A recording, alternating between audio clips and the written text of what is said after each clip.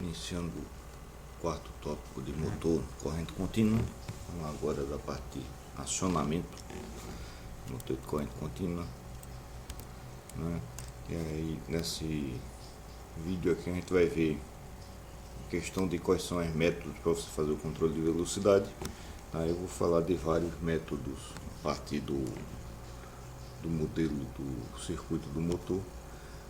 Mas a gente vai focar depois no controle da tensão de terminal, é um método utilizado mais modernamente, né, por conta principalmente do desenvolvimento da eletrônica que permite você gerar o chamado sinal PWM. Vou comentar aqui também o que é que vai ser, né, e comentar também do problema da partida do motor de corrente contínua, né, e como dá para resolver isso daí, né.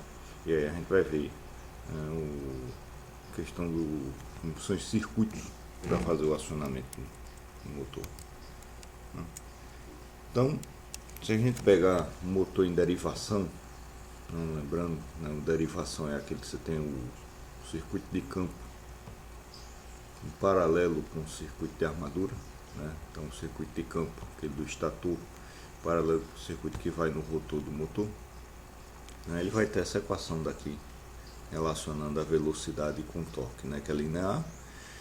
E aí, uma primeira forma, por isso que aqui se coloca um potenciômetro, um resistor variável, é você variar esse resistor para variar o fluxo através dessa bobina, né. Se a gente observar aqui a equação, se a gente aumentar esse resistor, a gente vai pegar, diminuir a corrente por aqui, diminuir o fluxo. No momento que a gente diminui o fluxo, esse termo daqui, que vai ser o termo quando o torque é zero, né, vai ser a velocidade em vazio, né, velocidade zero na verdade, porque mesmo em vazio você teria ainda um torque do próprio motor. Esse termo daqui, o fluxo diminuindo, esse termo aqui aumenta. Então a gente observa aqui que à medida que o RF aumenta, então o fluxo diminui nesse sentido, e aí essa velocidade inicial aumenta. Só que essa velocidade inicial aumenta, mas aumenta também, né, o fluxo aqui, aumenta também esse termo que é a derivada da reta, né, descendo.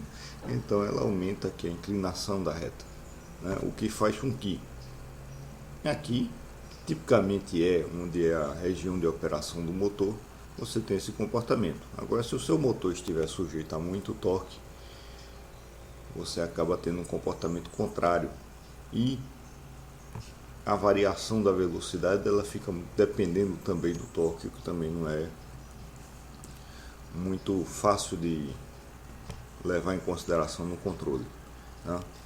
Além do que é a variação no fluxo aqui desse outro lado, né? Então isso aqui você consegue fazer um ajuste manual quase, né? Mas são poucos os casos que você tem um controle da velocidade do motor automático feito por esse método, né? No meu motor série, motor composto você ainda consegue fazer assim. No motor série, esse resistor está em série com o resistor de armadura, né? Essa resistência, na verdade, você teria ela por aqui, que fica mais complicado de você utilizar, né? Porque aí você vai estar, é a corrente que está passando na armadura mesmo, né? E vai diminuir muito a eficiência do seu motor. Mas a gente vai chegar nesse ponto, né? Outra possibilidade é você variar a resistência de armadura, né? E à medida que você aumenta a resistência de armadura, né, então está aqui em cima, né, você aumenta diretamente esse termo, né? A velocidade zero do motor que está aqui mantém constante, e você aumenta esse termo, aumenta a resistência de armadura, diminui a velocidade, ok? Você consegue fazer isso. Agora aqui fica mais claro o problema que eu comentei, porque quando você tem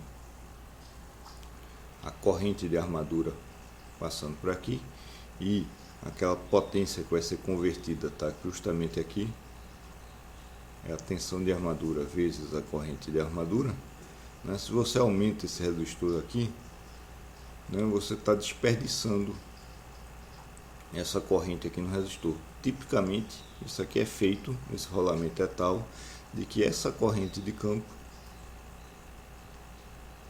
é bem menor do que a corrente de armadura, certo? Então se você varia o valor dela, você não vai estar variando tanto o consumo de potência do seu motor como um todo, mas no momento que você varia essa, você vai estar sim, e esse resistor vai consumir uma potência muito grande, porque essa corrente, que é a corrente principal do motor, vai estar passando por ele, né? E aí dificulta muito você implementar esse método, principalmente em motores de grande porte, tá? Pelo menos para ajuste da velocidade com motor em velocidade nominal, corrente nominal também, né? Fica muito complicado de usar esse método. E aí a gente já mexeu aqui no fluxo através do RF, no RA. O K é difícil da gente mexer porque é a constante de construção do motor, são os parâmetros de construção do motor, né? Lembrando o que é o K, né? Ele vai depender do número de polos do motor, do número de condutores no motor, número de caminhos paralelos, né? Então essas coisas são complicadas de você mexer. Como é que você vai mexer na configuração dos fios de dentro do rotor, certo? Então não é considerado como método para controle de velocidade. Falta você mexer no VT, que é a tensão de terminal aqui do motor, e que, se você observar, dá para ver pela equação mesmo, né? O VT ele já vai gerar aqui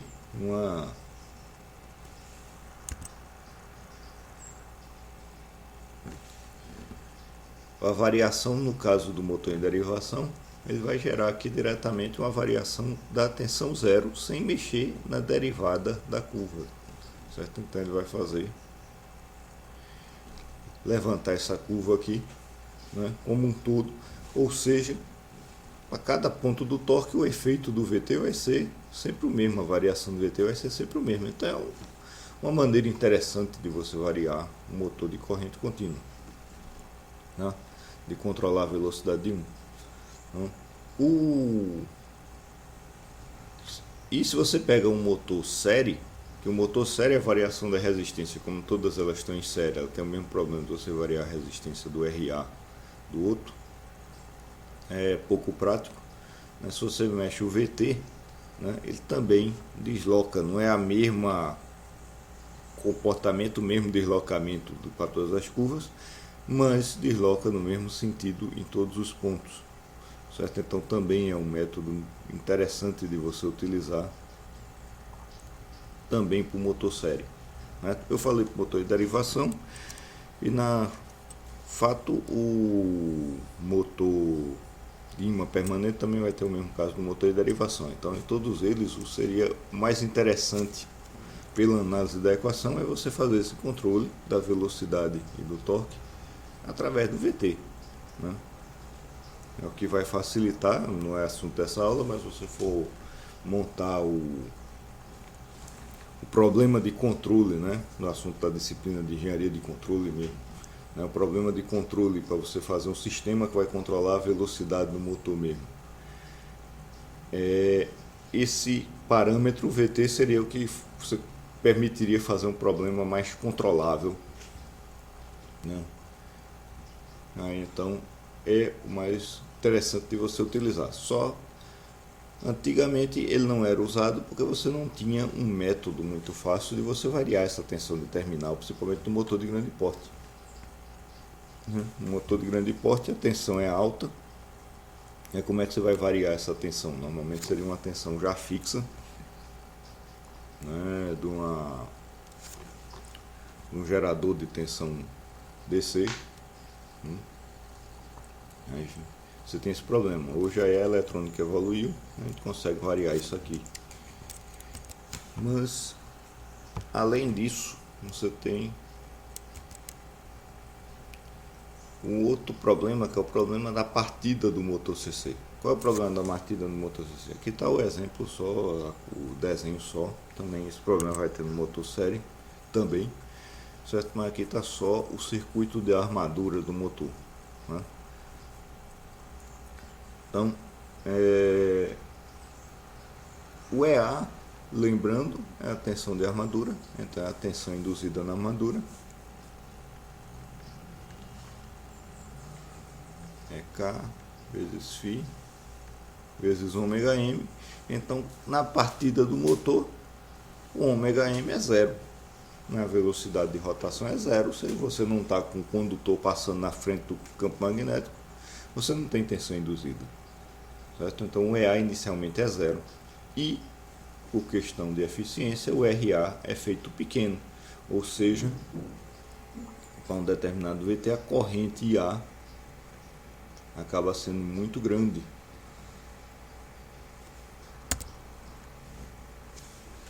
Aqui está um exemplo. Aqui é um motor de pequeno porte, né? Então você tem aqui a corrente, chega a 1 ampere, né? Então o azul está aqui a corrente e a velocidade do motor. Então à medida que o motor, o gráfico podia estar melhorzinho, mas enfim, dá para acompanhar. À medida que você liga o motor aqui nesse ponto, né? Aí, enquanto ele vai aumentando a sua velocidade, a velocidade é proporcional ao EA, na tensão de armadura, Kφ ômega m, né? Então se a velocidade vai aumentando até a permanente, certo? O seu IA, ele dá esse pico inicial aqui e vai baixando. Note que a velocidade desse motor em regime permanente, a corrente dele está aqui, ó, 0,1 e alguma coisa, 0,13 amperes, né? Mas ele chega aqui a um pico praticamente a 0,7 amperes aqui no início, né? Ou seja, ele tem um consumo de corrente no início aqui muito maior do que no regime permanente, né? Isso é um motor pequeno, eu fiz essa análise, mas isso é verdade também para o motor de grande porte. Então, se você pegar um motor alimentado com 200 volts e puxa 10 amperes, né, não é incomum você ter uma corrente inicial, né, de 20 vezes isso, né? Então o motor ele vai trabalhar normalmente 10 amperes, você vai precisar fazer ele no início ele teria que puxar uma corrente de 200 amperes, tá? E o que é que gera essa curva daqui? Isso aqui é a aceleração do motor.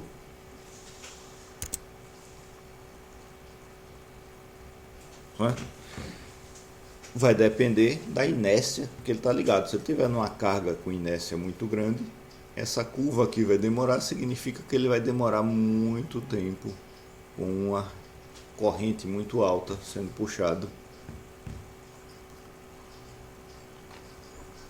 E aí, se você não tiver cuidado, você pode fazer, né?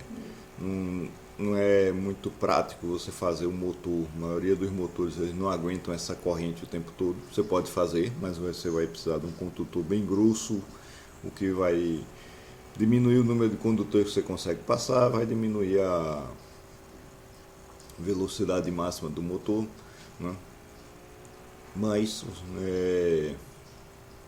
não é o típico. Então tipicamente você faz isso aqui para ele aguentar essa corrente de pico. Só que se ele demorar demais, não tem nem como aguentar essa corrente de pico, porque ele vai passar muito tempo com a corrente alta, vai esquentar demais e vai danificar o motor, né?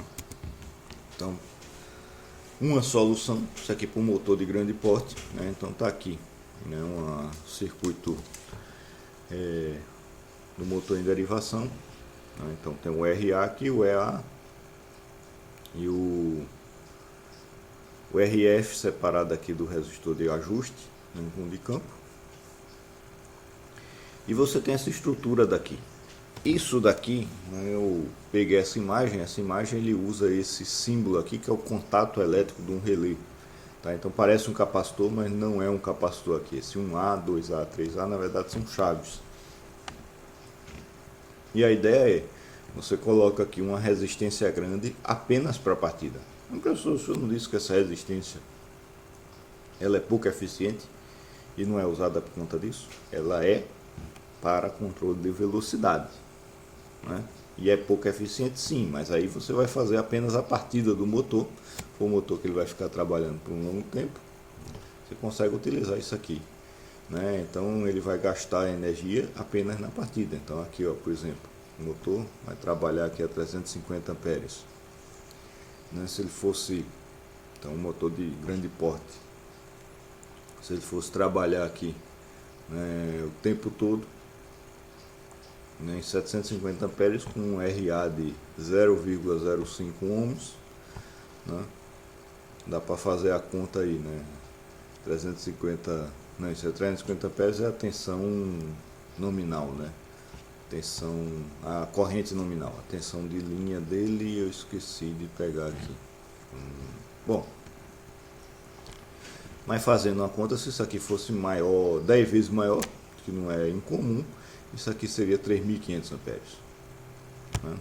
Ele teria que ter uma corrente de 3.500 amperes, seria o segmento dessa linha daqui, corrente lá em cima, até estabilizar aqui. Certo? É o que você faz, você coloca esses contatos aqui, e aí você faz, o motor liga, aí a corrente chega aqui a o valor 700 amperes, então o dobro da nominal, ele ainda dá para aguentar, não é 10 vezes a nominal pelo menos. Quando ele descer até aqui a nominal, aí você liga a primeira chave aqui, 1A. Então essa primeira chave vai dar um curto nessa resistência, esse primeiro contato, dá um curto nesse pedaço, a sua resistência aqui diminui, a resistência diminui e a corrente aumenta de novo. Chegou na corrente nominal, vai para 2A, chegou na corrente nominal, liga 3A, termina de ligar o motor, né? Então isso é um método para você conseguir fazer a partida de um motor de grande porte, tá? Lá aplicando diretamente o VT. Nesse caso daqui, você vai ter ou esse chaveamento sendo feito pelo nível de corrente, então você bota um sensor de corrente aqui, de acordo com o nível desse sensor de corrente, você chaveia esses contatos, abre ou fecha esses contatos, ou por tempo, né? No momento que você ligou, você sabe que vai dar um tempo para ele chegar até aqui, se o seu sistema for bem controlado, aí você deu o tempo, liga essa chave. Deu mais outro tempo, liga essa outra chave, mais outro tempo, liga essa outra chave, né? Para dar a partida no motor, né? Em alguns casos isso aqui ainda é utilizado, mas mesmo esse caso ainda está sendo modificado para o controle pela tensão VT, né? E aí se usa, né, o chamado Pulse Width Modulation, né, ou modulação por largura de pulso. O que é que vem a ser isso? Aqui eu estou fazendo um exemplo, né, o gráfico aqui está um exemplo de modulação por largura de pulso com uma onda senoidal.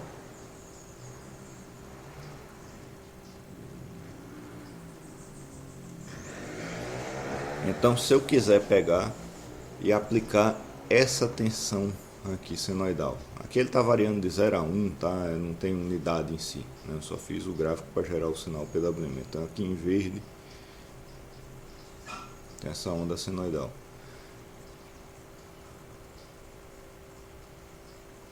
Aí eu pego essa onda e comparo com essa onda triangular aqui, laranja, né? E aí você nota, quando a onda verde é maior do que a onda laranja, aí eu gero esse sinal azul aqui no alto. Quando essa onda verde é menor do que a onda laranja, eu boto o sinal azul aqui para 0. Aí ele fica ligando, desligando. Então eu tenho esses pulsos aqui azuis, o período dos pulsos, né? Se eu pegar do meio de um pulso até o meio do outro pulso, o período deles vai ser sempre o mesmo. Vai ser dado pelo período das ondas triangulares, é o mesmo período da onda triangular. Essa distância daqui para cá é a mesma daqui para cá, é a mesma daqui para cá, e assim por diante. Só que o tempo que esse pulso passa em cima ele vai depender do tempo, do valor da minha onda original aqui, da minha onda senoidal. Significa que eu faço a largura do meu pulso, né, ou seja, o pulse width, eu faço ele ficar modulado por um sinal que eu quero, certo? Então eu consigo pegar e gerar um sinal que é quadrado, certo? Mas seguindo um sinal qualquer. Aqui eu estou simulando esse sistema, estou mostrando esse sistema com a onda senoidal, mas poderia ser um sistema qualquer, poderia ser uma tensão contínua, varia um pouquinho, dá um degrau, enfim, você consegue fazer. E o pulso está aqui, ele está pintado a parte entre o pulso e o zero, justamente para mostrar que seria o equivalente se eu pegasse esse sinal PWM e jogasse em cima de um resistor, por exemplo, a potência dele estaria desenhada aqui, né? Ela vai aumentando aqui com o valor original da onda original e diminuindo com esse valor dessa onda, certo? Então essa modulação aqui gera esse sinal quadrado aqui. Mas, ok, para que isso serve? Né? Serve porque se a gente pegar esse sinal quadrado e jogar um circuito, certo? Então pegar aquele sinal quadrado e acionar aqui numa chave, ficar chaveando aqui uma carga, né? Então pego um elemento que vai agir como uma chave, né? Que é um transistor, né? E jogo esse sinal PWM aqui acionando essa chave várias vezes numa determinada carga. Eu fico variando, né? Ligando a tensão total passando pela carga ou praticamente tensão nenhuma. Liga a tensão total, o circuito está aberto aqui na carga, né? Então permite passar corrente na carga e não passar corrente na carga, né? E aí eu consigo fazer a variação da potência que eu estou jogando na carga com um sinal quadrado. Por que é importante o sinal quadrado? Porque num sinal quadrado essa tensão aqui da carga, da chave, né? Ela vai ser, a tensão na carga, melhor dizendo, ela vai ser ou zero quando a chave estiver aberta. Se a chave estiver aberta aqui embaixo, eu posso botar essa chave em cima ou embaixo, mas como ela ficar embaixo, questões de acionamento dela, né? Questões tecnológicas, se a chave estiver embaixo e estiver aberta, a carga aqui, a tensão na carga vai ficar zero. Se a chave estiver ligada, a tensão na chave, se ela tiver uma resistência bem menor do que a da carga, vai ficar praticamente zero. E você vai ter a corrente total na carga. Então a carga vai ficar com tensão VCC quando a chave estiver fechada, né? E nesse caso a chave, com essa tensão aqui, é próximo de zero, está passando a corrente alta, mas a tensão pequena, ela está consumindo pouco. Agora, se você deixar aqui a tensão, a chave aberta, não está passando corrente nenhuma, não está passando corrente também, a chave não vai consumir potência, certo? Então a eficiência desse circuito chaveado é muito boa. Se ao invés disso eu conseguisse trabalhar com esse elemento aqui, variando o nível de corrente que ele está trabalhando, a tensão aqui variaria também, de acordo com esse nível de corrente, e eu teria uma potência dissipada em cima desse elemento, certo? Então quando a gente trabalha chaveado, né, aí você tem uma eficiência melhor. Aqui eu tenho simulação, pessoal, no caso do motor, a gente vai ter ali o EA e a resistência de armadura, né? E nesse caso aqui, quando a gente está trabalhando chaveado, a indutância do motor vai ser significativa, certo? Então eu botei aqui, coloquei um motor com a indutância e um resistor. O problema da indutância é, na hora que eu abro a indutância, a corrente, a indutância vai tentar manter a mesma corrente. Aqui vai gerar um pico de tensão alto aqui, porque ele vai tentar manter a corrente numa chave que está aberta. Isso pode gerar faísca, pode gerar um monte de problema, certo? Então normalmente nesse circuito aqui, essa parte aqui, o indutor e o resistor, eu botei simulando o motor. a chave está aqui, aquele elemento da chave. Eu vou aplicar aqui o sinal de 400 Hz. Posso rodar aqui para a gente ver. E aí, para que serve esse elemento aqui? Né? Então, no momento em que essa corrente aqui for diminuir, esse elemento serve como o retorno de corrente da chave. Essa tensão aqui vai aumentar. Isso aqui é uma válvula, é um diodo. A gente pode pensar como uma válvula. No momento que essa tensão ficar maior do que essa daqui, ele vai consumir, vai passar corrente por aqui. Né? Deixa eu diminuir a frequência aqui de chaveamento, né, para a gente ver o efeito como um todo. Tá, então aqui 10 Hz, ele ligou, aumentou a corrente até a corrente saturar, desligou, aí a corrente vai passando, vai descarregando pelo diodo. Ligou, aí ele aumenta, você tem a curva aqui, o aumento da corrente no indutor, circuito RC normal. Desligou a chave, né?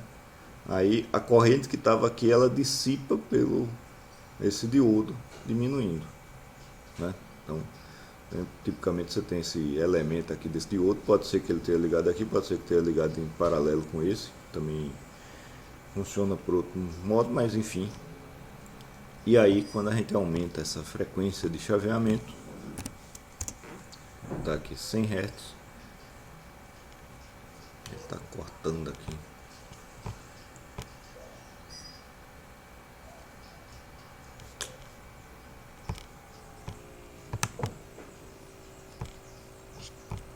Então, quando aumenta essa frequência de chaveamento, aí aqui a gente ainda consegue ver o que é que ele está fazendo. Ele vai fazer essa curva de carga e descarga do indutor, só que bem rápido. E aí se eu mexo justamente a largura do pulso, e aí vai parar no valor médio de corrente aqui, né, 200 e tanto miliampere aqui nesse exemplo. Estou aqui na potência. Se a gente pegar aqui e variar o chamado duty cycle, então é o quanto ele vai ficar no alto em relação ao quanto ele vai ficar no baixo em %, tá aqui 50%. Se eu variar isso aqui para 70%, né? Então até o desenho da onda aqui mudou. Observe, ele vai ficar mais tempo carregando, menos tempo descarregando, mais tempo carregando, menos tempo descarregando, até que chega, seguindo aquela curva, ele estabiliza no ponto que ele carrega e descarrega o mesmo tanto da corrente do indutor e estabiliza no outro nível de corrente ali no indutor, né? 232, estava em 216, foi para 232. Se eu diminuo o duty cycle,